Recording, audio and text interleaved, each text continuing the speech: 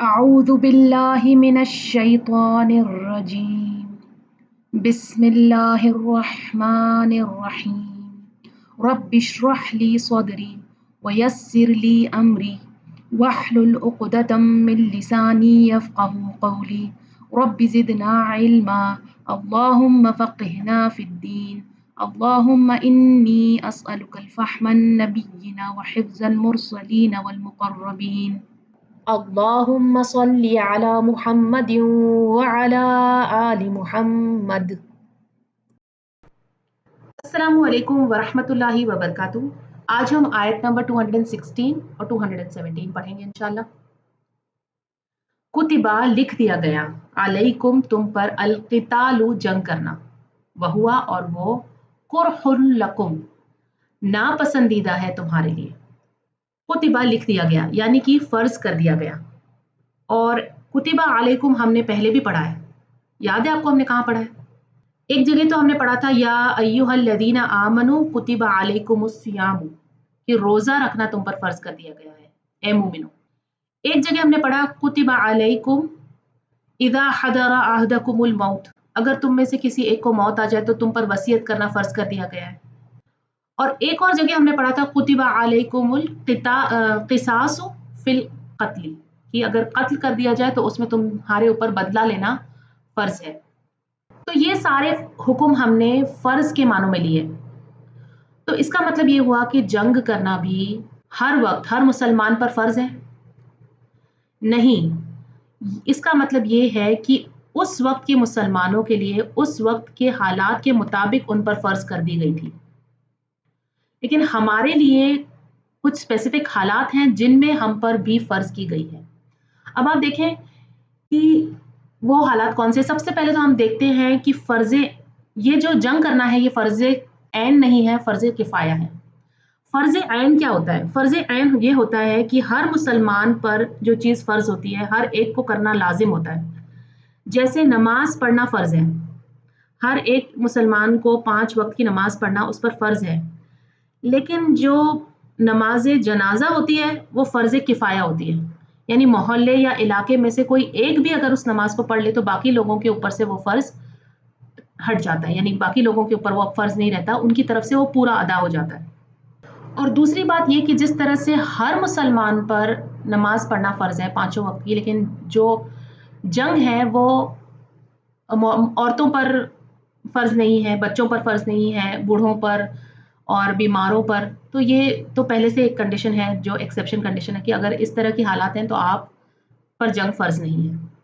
تو اب ہم دیکھتے ہیں کہ جنگ کن حالات میں، کن کنڈیشنز میں ہم پر فرض ہے، کن کنڈیشنز پہ ہم پر لازم ہے۔ جنگ صرف ایکسٹریم کیسز میں کی جائے گی، جیسے جنگ کے سوا کوئی راستہ نہ ہو، جیسے آپ کو مجبور کیا جا رہا ہو جنگ پر، یا جیسے ظلم و زیادتی بہت زیادہ بڑھ گئی ہو اور آپ کو دین اسلام سے روکا جا رہا ہو، آپ کے دین کو فالو کرنے سے آپ کو روکا جا رہا ہو، یا دین اسلام کو کوئی خطرہ ہو، یا دشمن سر پہ آ کے کھڑا ہو اور آپ کے اوپر حملہ کرنے والا ہو، تو اس وقت آپ جنگ کریں گے۔ اور یہ کہ جنگ اس حالت میں کی جائے گی، یعنی اگر آپ جنگ کر رہے ہیں تو جنگ اس حالت میں کی جائے گی جب آپ کے پاس قوت ہوگی، جسمانی طاقت ہوگی، مالی قوت ہوگی اور آپ کے پاس تیاری ہوگی۔ ایسے نہیں کہ آپ بس چلو بھائی جنگ پہ اور بالکل بغیر تیاری کے، بغیر مال کے، بغیر صلاحیت کے آپ جنگ کے لیے نکل گئے اور مارے گئے، یعنی مرنے کے لیے جنگ نہیں کی جائے گی۔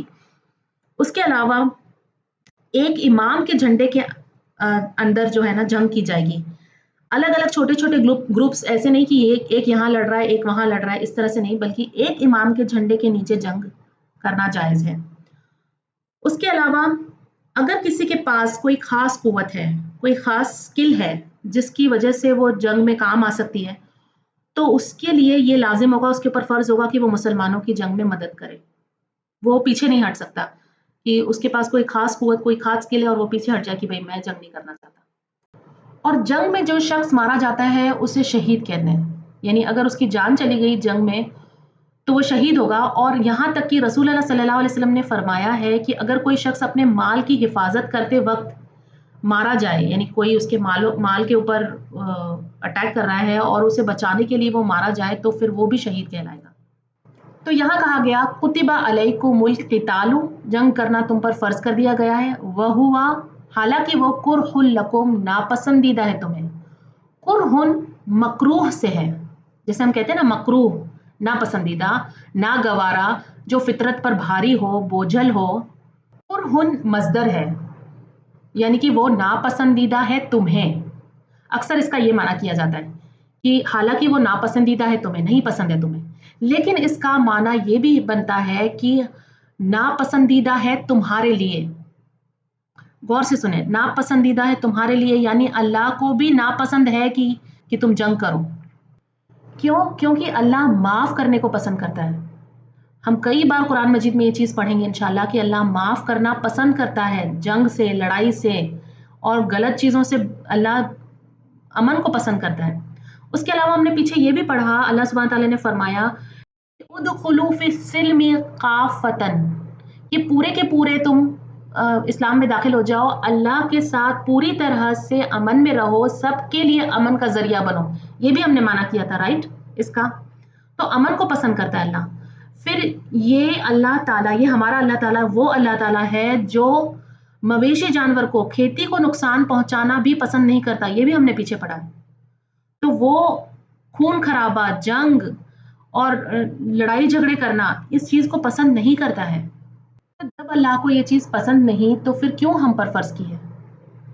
دیکھیں کئی بار اس کے علاوہ کوئی اور رستہ نہیں ہوتا، تو اللہ نے اس کو ناپسند کرنے کے باوجود ہم پر فرض کیا ہے. اور آپ دیکھیں کئی ایسی اور بھی مثالیں ہیں جس میں اللہ سبحانہ تعالیٰ کوئی چیز نہیں پسند کرتے لیکن ہمارے لیے حلال کر دی ہے. جیسے طلاق لینا اللہ کو نہیں پسند لیکن پھر بھی انسانوں کے لیے حلال کر دی گئی ہے کیونکہ کئی بار اس کے سوا کوئی اور راستہ نہیں ہوتا.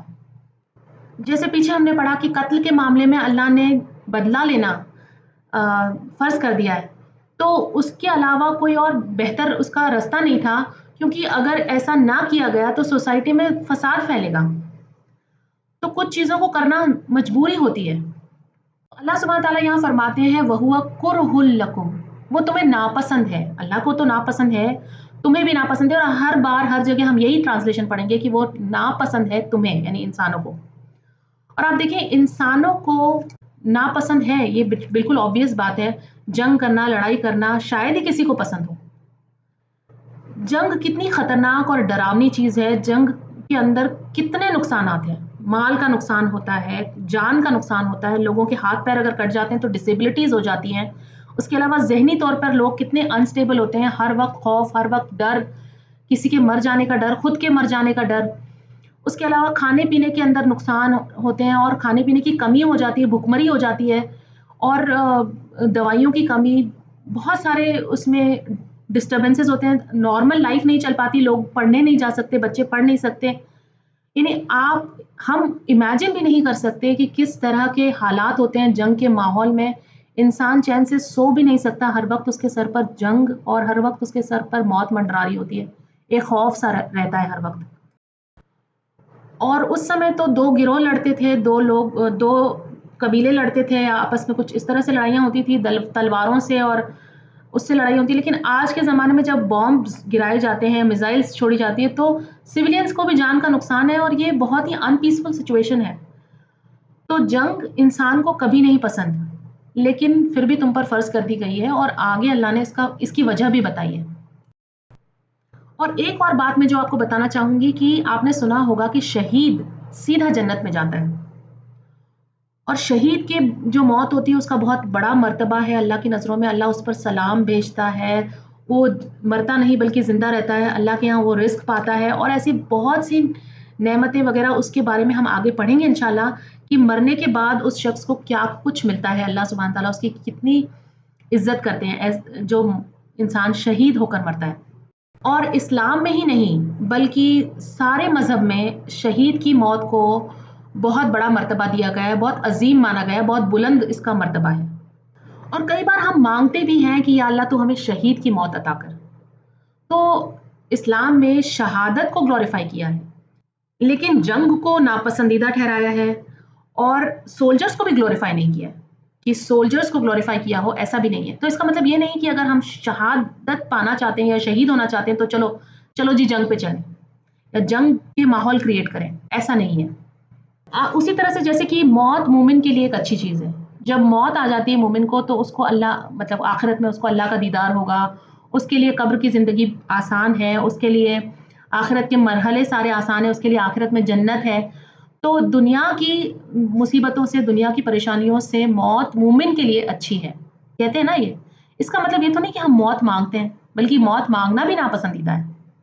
अगर आप बहुत ज़्यादा बीमार हैं, तो भी आप अपने लिए मौत नहीं माँग सकते। आप ये माँग सकते हैं कि या अल्लाह अगर मौत मेरे लिए बेहतर है तो तू मुझे मौत दे दे और अगर ज़िंदगी मेरे लिए बेहतर है तो तू मुझे शिफ़ा दे दे। ये दुआ करते हैं ना हम। ये तो नहीं कहते कि बस हम दुनिया से तंग आ गए, परेशान हो गए तो मौत माँग लें। ये हमारे लिए नापसंदीदा है। अल्लाह ने हमारे लिए मना किया है कि हम अपने लिए मौत माँगे। तो मेरे कहने का मतलब ये है कि यानी जंग तो पसंदीदा नहीं है, लेकिन अगर करनी पड़े तो तुम पर फ़र्ज़ है। यानी वहाँ से भाग नहीं सकते, कमज़ोर नहीं पड़ सकते। जैसे अपने देश को बचाने के लिए एक आर्मी के ऊपर जंग फ़र्ज़ होती है, उसी तरह से इस्लाम को बचाने के लिए, अपने दीन को बचाने के लिए मुसलमान पर जंग करना फ़र्ज़ है। वअसा और उम्मीद है, हो सकता है, अन ये कि तकरहू तुम नापसंद करो, शैअन किसी चीज़ को, वहुआ और वो खैरुल लकुम बेहतर हो तुम्हारे लिए। ये अल्लाह जानता है कि क्या बेहतर है तुम्हारे लिए।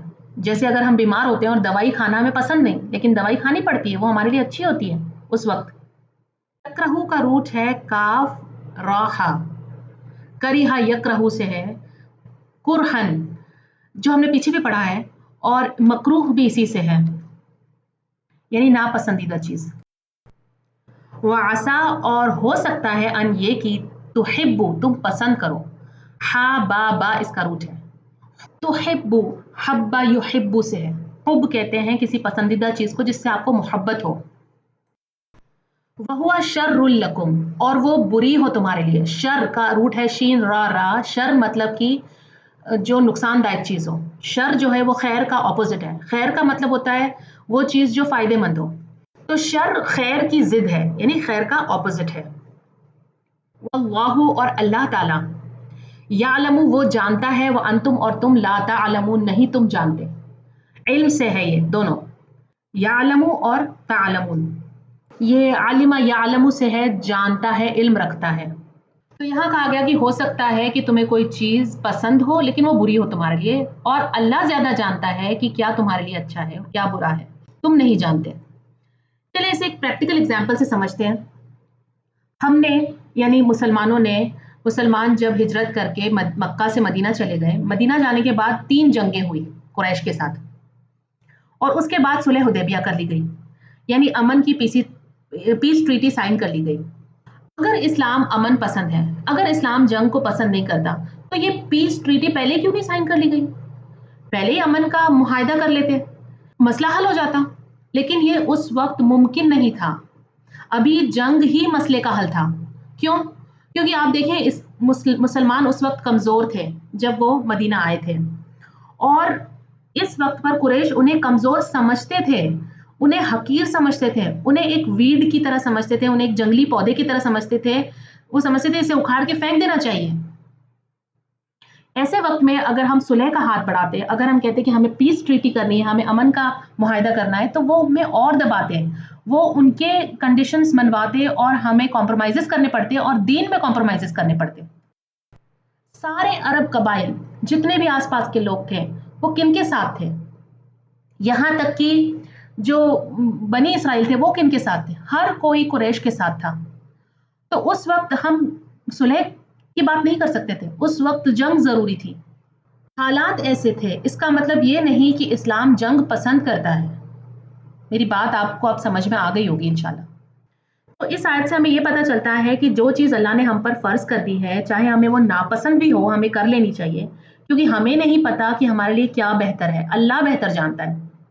हमारी छोटी सी खोपड़ी है, छोटी सी अक्ल है, उससे हमें बहुत सारी चीज़ें समझ में नहीं आ सकती।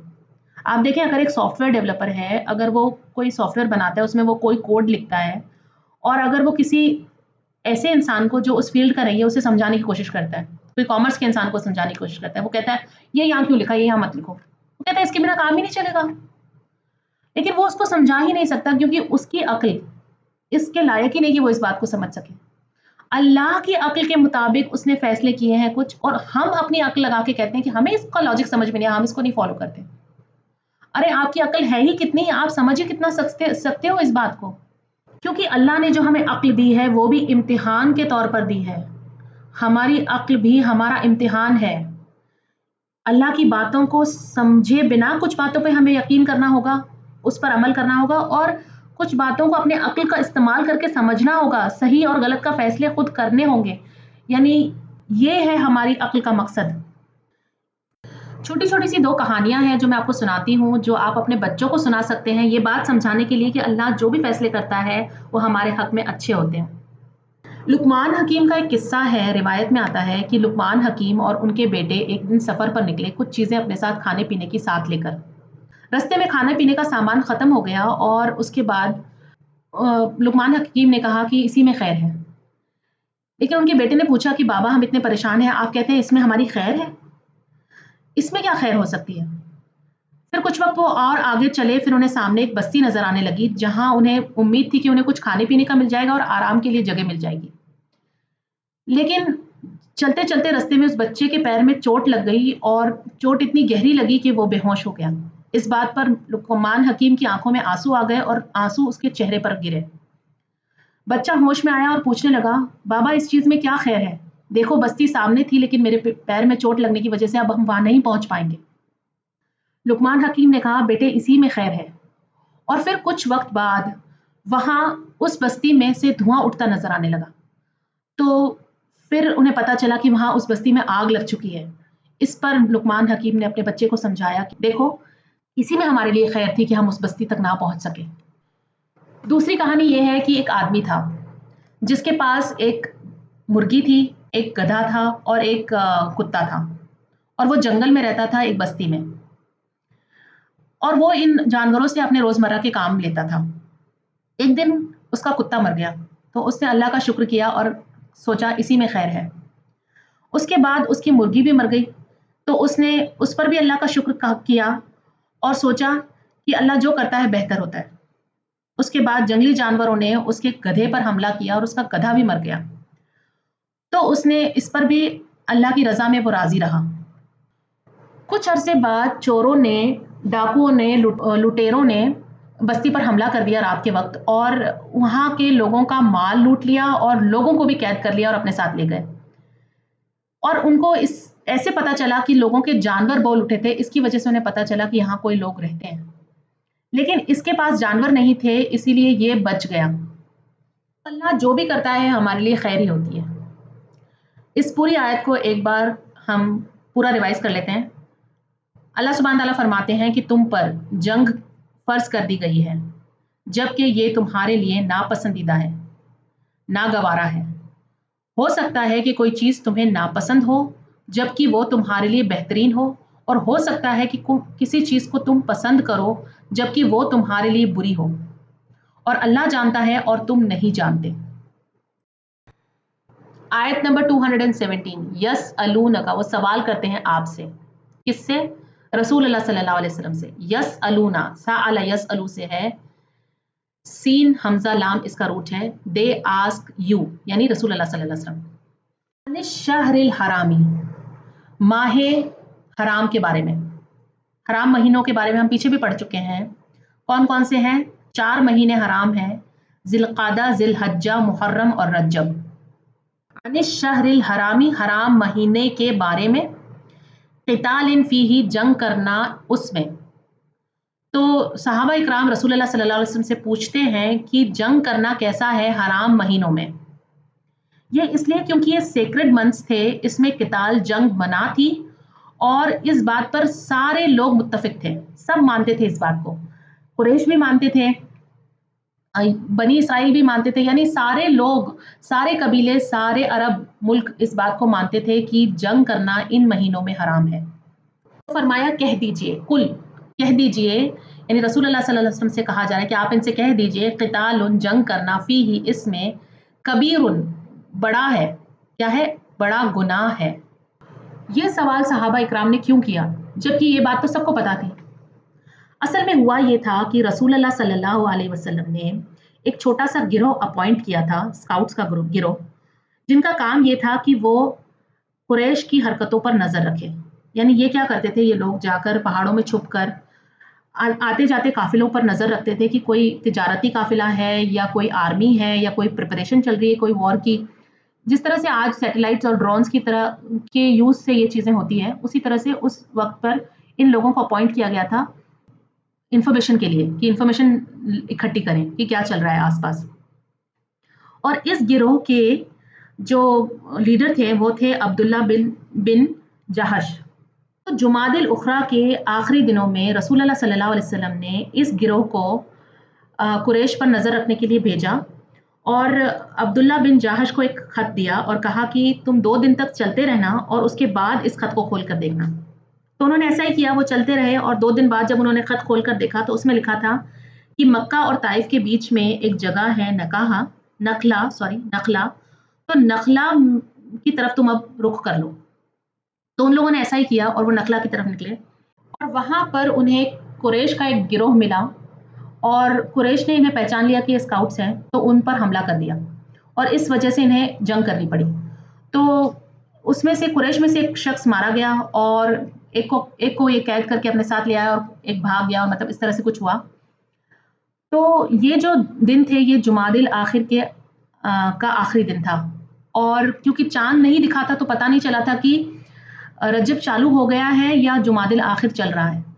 تو آخری دن میں جب انہوں نے یہ جنگ کی تو اس وجہ سے جو شخص مارا گیا اور اگلے دن انہیں پتا چلا کہ یہ رجب چالو ہو چکا ہے اور کیونکہ یہ سیکرٹ منتھ تھا تو پورے جگہ پر اس بات کا پروپیگنڈا کیا گیا، بہت بڑا بنا دیا گیا.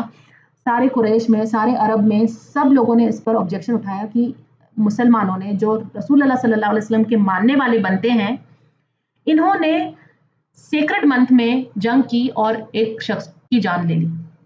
اور یہ ہی سوال آپس میں بھی مسلمان پوچھنے لگے کہ یہ کیسے ہو سکتا ہے، یہ کیسے کر دیا، یہ تو گناہ ہے.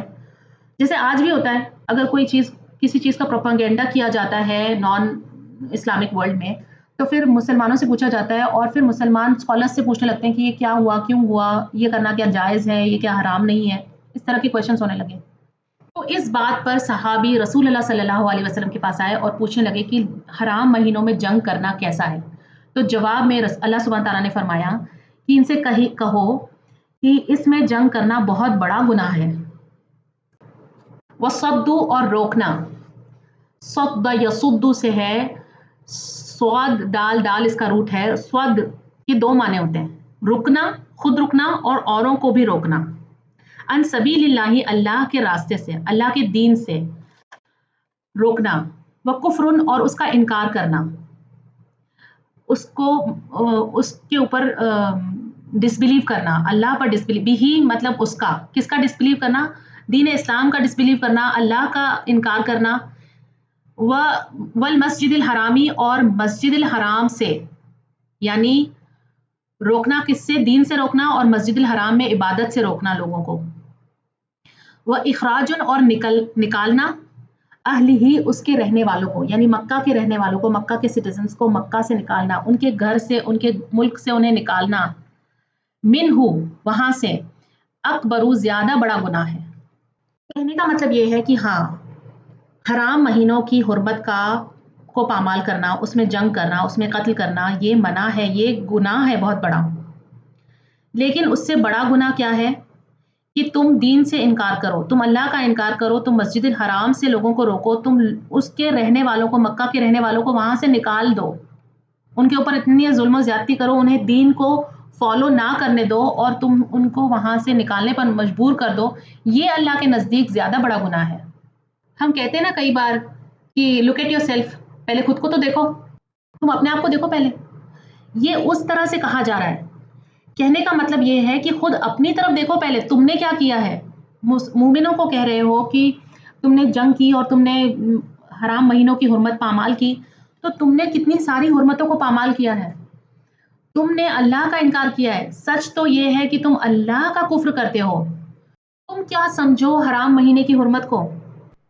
تم وہ لوگ ہو جو اللہ پر کوئی ایمان نہیں رکھتے، تم خود اللہ کا انکار کرنے والے لوگوں میں سے ہو. تو یہاں بتایا گیا کہ قتل سے بڑے گناہ کون سے ہیں. اللہ کے راستے سے روکنا، دین کا انکار کرنا، اللہ کا انکار کرنا، شرک کرنا، مسجد حرام سے لوگوں کو روکنا، مکہ سے، مکہ کے رہنے والوں کو وہاں سے نکلوا دینا، پرزیکیوشن کرنا، فتنہ کرنا، مومنوں کو اذیت دینا. آگے ہم پڑھیں گے اس کے بارے میں بھی. تو یہ سارے قتل سے بھی زیادہ بڑی گناہ ہے. والفتنۃ، اور فتنہ، فا تا نون اس کا روٹ ہے. فتنہ کسے کہتے ہیں؟ کرپشن کو، آزمائش کو بھی کہتے ہیں فتنہ، یعنی لوگوں کے برداشت کو آزمانا یا ان کے عقیدے یا ایمان کو آزمانا. والفتنۃ، اور فتنہ، الاکبر زیادہ بڑا ہے، من القتل قتل سے. قاتل یقاتل، مقاتلہ قتل کرنا، قتال، قاف تا لام اس کا روٹ ہے. اکبر، کاف بارہ اس کا روٹ ہے، کبیر بھی اسی سے ہے، اکبر زیادہ بڑا. ولا یزالون، اور وہ ہمیشہ رہیں گے، وہ وہاں سے ہٹیں گے نہیں. لا یزالون، ہٹیں گے نہیں. یزالو، زال یزالو سے ہے اور اس کا روٹ ہے زا واو لام، یعنی لا یزالون، وہ وہاں سے ہٹیں گے نہیں، ہمیشہ مسلسل وہیں رہیں گے. یقاتلونکم، جنگ کرتے رہیں گے تم سے، یعنی وہاں سے ہٹیں گے نہیں، تم سے جنگ کرتے رہیں گے. حتیٰ، یہاں تک کہ یردکم، رد یردو سے ہے، را دال دال اس کا روٹ ہے، رد کرنا یعنی ڈس اون کرنا. حتیٰ یردکم، یہاں تک کہ وہ پھیر دیں تمہیں، عن دینکم، تمہارے دین سے. رد کر دینا کا مطلب کیا ہوتا ہے؟ کسی چیز کو رد کر دینا یعنی اسے چھوڑ دینا، اسے ابینڈن کر دینا، یعنی یہاں تک کہ تم ابینڈن کر دو اپنے دین کو، تو تم چھوڑ دو اپنے دین کو، تو تب تک تمہارے اوپر حملہ کرتے رہیں گے، تب تک تم سے لڑتے رہیں گے کہ تم اپنے دین سے پلٹ نہ جاؤ، پھر نہ جاؤ. ان استطاعوا، اگر وہ استطاعت رکھتے ہوں. استطاعت کا روٹ ہے طا واو عین، اس کا معنی ہے کوئی کام جو خوشی سے کیا جائے، جو مرضی سے کرتے ہیں. اطاعت بھی اسی سے ہے، یعنی کسی کام کو کرنے کی استطاعت رکھنا، یعنی ایبلٹی رکھنا، یعنی to be able to do something, صلاحیت رکھنا، اس کے اندر آپ کی قدرت ہو، آپ کر سکو اس چیز کو. اگر وہ کر سکتے تو ایسا کرتے. کہنے کا مطلب ہے کہ اگر ان میں طاقت ہوتی تو وہ تمہیں روک لیتے. اس میں ایک معنی یہ بھی بنتا ہے کہ کر لیتے اگر وہ کر سکتے، یعنی وہ کر نہیں سکتے تھے اسی لیے نہ کر سکے. جیسے ہم کہتے ہیں نا، کر لو اگر تم کر سکتے ہو، اس کا کیا مطلب ہوتا ہے کہنے کا؟ کہ تم نہیں کر سکتے. تو اللہ سبحانہ تعالیٰ اصل میں یہ کہنا چاہتے ہیں کہ ویسے تو تم نہیں کر سکتے، لیکن تم پوری کوشش ہے کہ تم روکو لوگوں کو ان کے دین سے. اللہ سبحانہ تعالیٰ یہاں فرماتے ہیں اور فتنہ زیادہ بڑا ہے قتل سے، اور وہ ہمیشہ لڑتے رہیں گے، ہمیشہ کوشش کرتے رہیں گے، جنگ کرتے رہیں گے، یہاں تک کہ وہ تمہیں پھیر دیں تمہارے دین سے. اگر وہ استطاعت رکھتے ہوں، وہ پوری کوشش کریں گے اس چیز کی. کہنے کا مطلب یہ ہے کہ اگر موقع ملے تو وہ تم سے حرام مہینوں میں بھی لڑیں گے، یعنی جب بھی وہ جہاں بھی موقع ملے گا لڑیں گے، وہ کوشش کرتے رہیں گے. وہ نہیں رکنے والے حرام مہینے میں، وہ جو تم پہ اس بات کا سوال اٹھا رہے ہیں کہ حرام مہینوں میں کس طرح سے تم نے جنگ کر لی. ومن، اور جو کوئی، یرتدد، پھر جائے. یرتدد، را ضال دال اس کا روٹ ہے، پہلے بھی ہم پیچھے پڑھ چکے ہیں.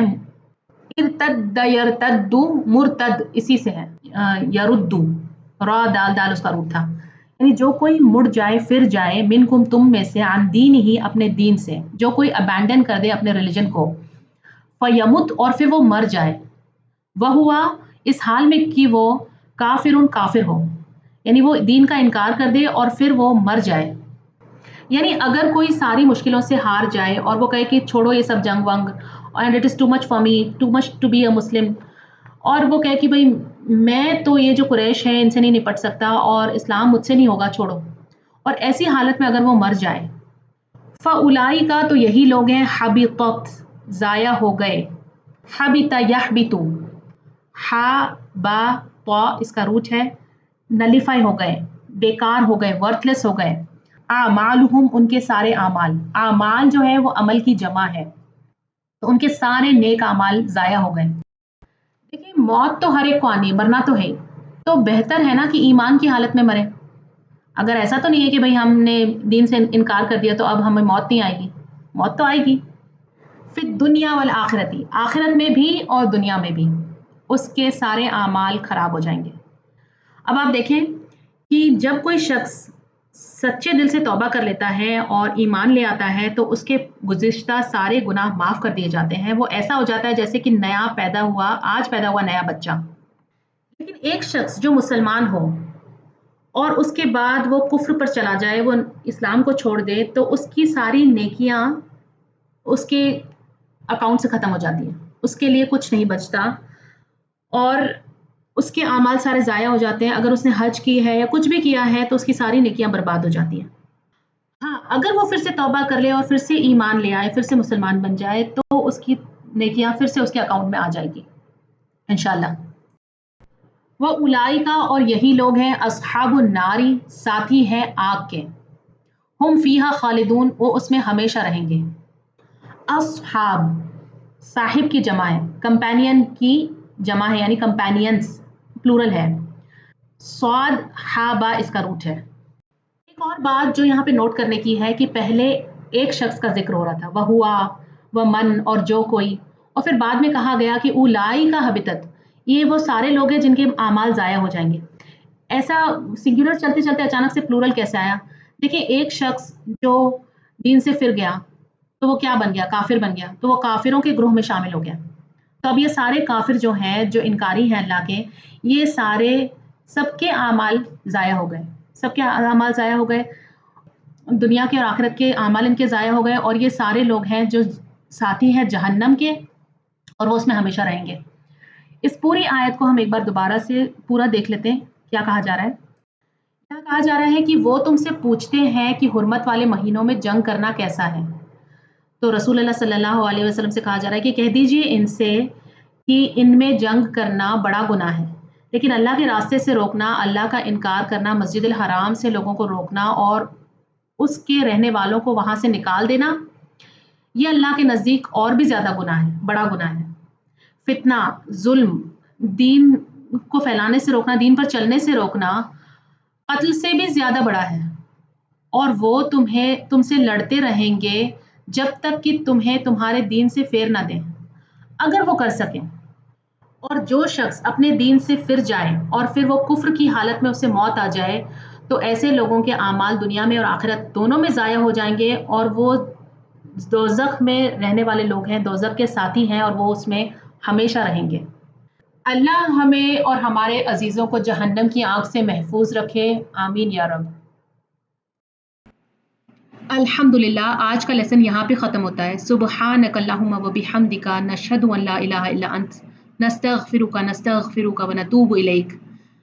Dear brothers and sisters, if you found this video beneficial, please share with others and be part of Sadaqah Jariyah. Jazakumullahu khairan kathira. Assalamu alaikum wa rahmatullahi wa barakatuh.